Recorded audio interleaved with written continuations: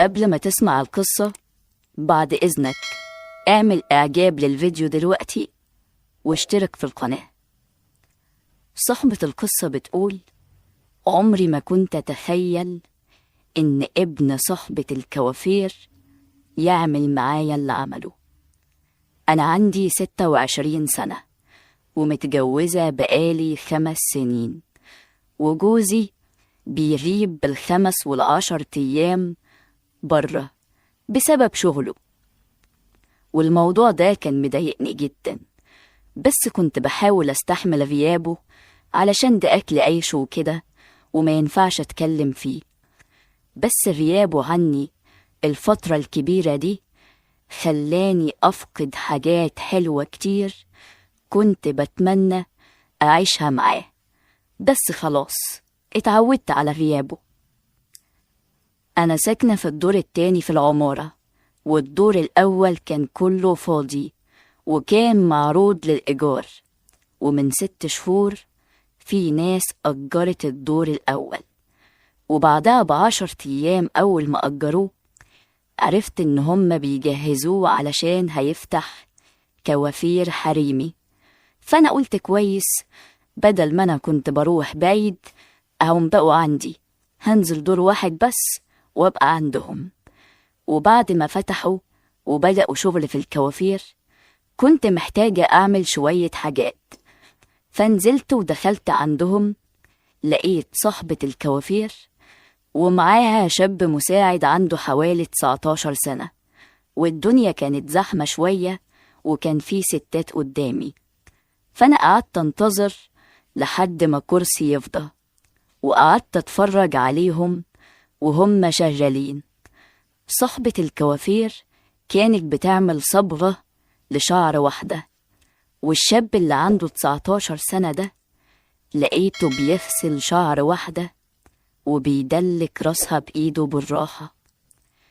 أنا لما شفت المنظر حسيت إن جسمي أشعر، وبيني وبين نفسي حسيت إني نفسي أجرب الإحساس ده، وكنت بتمنى إن هو يخلص الست اللي هو شغال معاها علشان أنا أقعد مكانها. وفضلت منتظرة حوالي 10 دقايق، وفجأة لقيت صاحبة الكوافير هي اللي خلصت وبتقولي: اتفضلي يا حبيبتي. عملت نفسي كده إن أنا ورايا حاجة، وقلت لها: لأ، أنا مستنية بس مكالمة مهمة، ممكن تهدي اللي بعدي اللي عليها الدور يعني. وفعلا راحت خدت واحدة من اللي جم بعدي، وأنا عملت نفسي بتكلم في التليفون وخرجت برا الكوافير 3 دقايق كده ورحت داخلة تاني. كان الشاب قرب يخلص، وبعد ما خلص قعدت على الكرسي اللي هو بيشتغل عليه، قلت له على اللي عاوزة أعمله، وبعدها قلت له إن أنا عاوزة أرسل شعري وأسرحه، ورحت قلع الطرحة بتاعتي. وتقريبا دي كانت أول مرة أقلع الطرحة قدام حد غريب. وقبل ما يبدأ يعمل حاجة لقيته بينده على صاحبة الكوافير وبيقول لها: ماما. فأنا استغربت جدا وسألته: هو أنت ابنها؟ قال لي: آه، وشغال معاها في الكوافير من 5 سنين، وقال لي إنهم كانوا عندهم كوافير في مكان تاني. وبدأت أتكلم معاه وهو شغال، ولما بدأ يغسل شعري غمضت عيني لأني كنت محتاجة أحس بكل حاجة بيعملها. حط مية على راسي وشعري، وبعدها حط شامبو، وبدأ يدلك فروة راسي بحنية بالراحة جدا. كان إحساس ممتع قوي بالنسبة لي، وفضلت مغمضة عينيا وهو شغال لحد ما خلص. بس حسيت بإحساس غريب أول مرة في حياتي أحسه ناحية واحد من بعد التدليك اللي عمله في راسي. حسيت إني تعبت بسبب اللي عمله. كانت الساعة وقتها جت 11 بالليل، ومامته كانت خلصت الزبونة اللي معاها وقالت له: أنا همشي، وانت لما تخلص ابقى اقفل وتعالى. وبقينا أنا وهو لوحدنا في الكوافير. في الوقت ده حسيت نفسي عاوزة أتعرف عليه أكتر، وسألته أنت بتدرس؟ قال لي أنا في تانية جامعة. قلت له بس أنا مبسوطة منك إنك بتساعد مامتك، وده كمان غير إنك شاطر قوي في الشغل. أنا بعد كده لما أحب أعمل أي حاجة مفيش حد غيرك هو اللي هيعملها لي. قال لي ما هو للأسف أنا احتمال ما اشتغلش تاني. قلت له ليه كده؟ زعلتني قوي. قال لي علشان في زباين كتير قوي بتيجي الكوافير، ولما بيلاقوني أنا واقف شغال يا إما بيمشوا يا إما بيستنوا لحد ما ماما تفضى علشان تشتغل معاهم. قلت له هم لو يعرفوا قد إيه أنت شاطر أكيد كانوا هيجربوا شغلك. قال لي يا ريت كل الزباين بتفهم زيك كده. قلت له انت لو بطلت شغل انا فعلا هزعل قوي. قال لي والله ماما بتقولي اني مش هشتغل تاني من الاسبوع الجاي، وهتجيب واحدة تشتغل مكاني. قلت له بص انا ماليش دعوة، انا عاوزة لما اجي انت اللي تكون معايا. قال لي ما هو زي ما انا قلتلك، الزباين لما بيدخلوا ويلاقوني شغال مع حد بيمشوا، لان في زباين ما بيحبوش يلاقوا رجالة شغالة في المكان. وانا لما كنت شغال مع ماما من 5 سنين كنت يعتبر صغير فما كانش فيه مشكلة، انما دلوقتي شكلي اتغير والموضوع بقى مختلف شوية. قلت له على فكرة انا جارتكم وساكنة في الشقة اللي فوقكم على طول، هات رقمك ولما احب اعمل اي حاجة هبقى اتصل بيك واسأل، لو الدنيا تمام ورايقة عندك هبقى انزل لك. قال لي ماشي، واداني الرقم بتاعه وطلعت شقتي. ولما دخلت شقتي كنت حاسة ان انا مبسوطة قوي، وحاسة ان مودي حلو جدا بسبب الاحساس اللي حسيته منه وهو شغال معايا.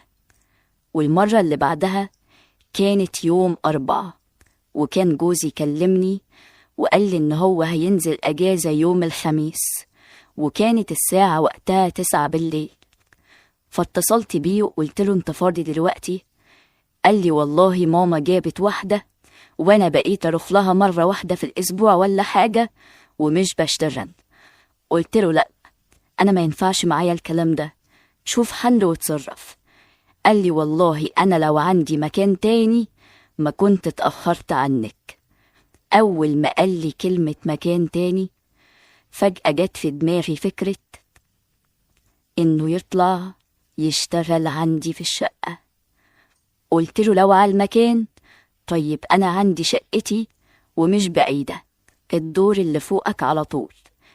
قال لي والله انا عمري ما رحت لوحدة البيت ابدا ومش عارف ماما هتقولي ايه.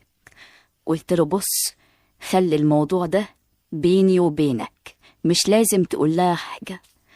قال لي ما انا خايف تشوفني في العمارة وانا طالع او وانا نازل وتقولي كنت فين. قلت له ما تخافش، انا هكون واقفة على السلم وانت طالع، لو حسيت انها خرجت بره هشاور لك، وكده كده هي مش بتطلع بره علشان بتكون مشغولة مع الزباين جوه. قال لي ماشي، اجيلك امتى؟ قلت له تعالى دلوقتي.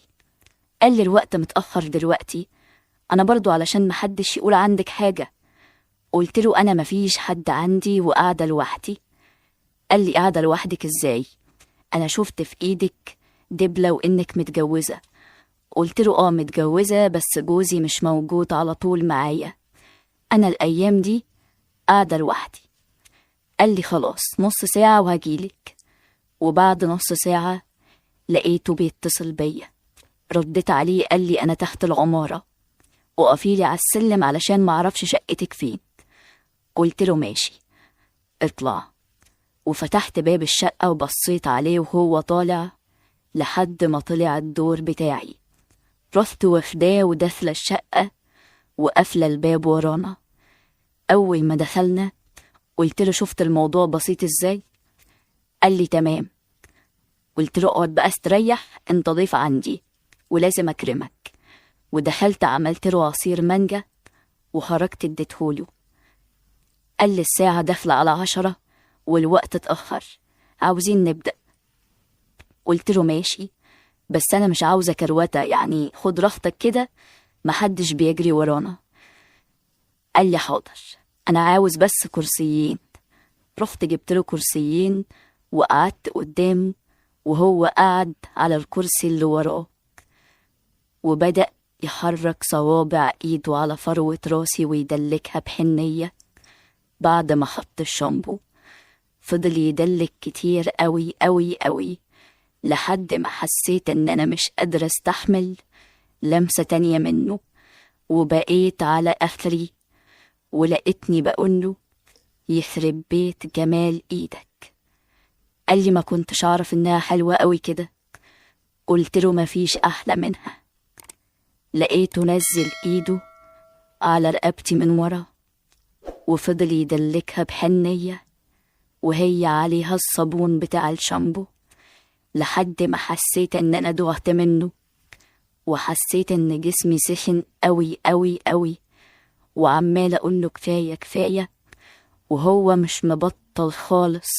كنت ساعتها لابسة روب وقفلاه، وتحته كنت لابسة قميص قصير. رحت قايمة، قال لي أنا لسه ما خلصتش. قلت له يخرب بيتك أنا مش قادرة، ورحت فكيت الروب قدامه. لقيته راح واخدني في حضنه وفضل يبوس فيا كتير قوي، والشامبو اللي كان على شعري لسه هيبدأ ينزل علينا ويبهدل هدومه. قلت له تعالى بقى علشان تغسل لي شعري في الحمام. ودخلنا الحمام أنا وهو، ولقيته تحول من واحد كان بيتعامل معايا بهدوء وحنية لواحد بيقطع فيا، وعمل معايا كل حاجة كان نفسي فيها، وخلاني أرتاح في اليوم ده 3 مرات. كانت الساعة وقتها جت 12 بالليل، وموبايله اللي كان سايبه بره كان بيرن. خرج من الحمام لقى أمه بتتصل، رد عليها وقال لها أنا مع ناس صحابي ونص ساعة وهاجي. وبعدها سابني ونزل، وأنا كملت وأخدت شاور وخرجت لبست ورحت أوضة النوم. نمت وأنا أعصابي كلها مسترخية، وحسيت إني مش عاوزة حاجة تاني من الدنيا. وكررنا الموضوع ده أنا وهو حوالي 6 أو 7 مرات، وأنا مش عارفة أعمل إيه بصراحة. أنا فعلا بعمل كده غصب عني لأني محتاجة جدا لكده. حتى جوزي لما بيكون معايا حاسة إن مفيش أي متعة معاه، معرفش إيه السبب. الأول كان الموضوع فيه متعة وكده، لكن دلوقتي فعلا بقت معدومة، وده اللي مخليني مكملة مع الشاب ده. أنا مفيش بيني وبين جوزي أطفال، بس هو اللي بيصرف عليا دلوقتي، ويمكن هو ده السبب اللي مخليني مكملة في موضوع الجواز منه. وفكرت إن أنا أتطلق، بس حتى لو اتطلقت وبقيت في بيت أهلي هيبقى صعب عليا جدا إن أنا أعرف أقابل الشاب ده في مكان تاني. أنا محتارة جدا ومش عارفة أعمل إيه، وحاسة إن أنا مش هقدر أبطل اللي أنا بعمله ده، ومحتاجة نصيحة منكم.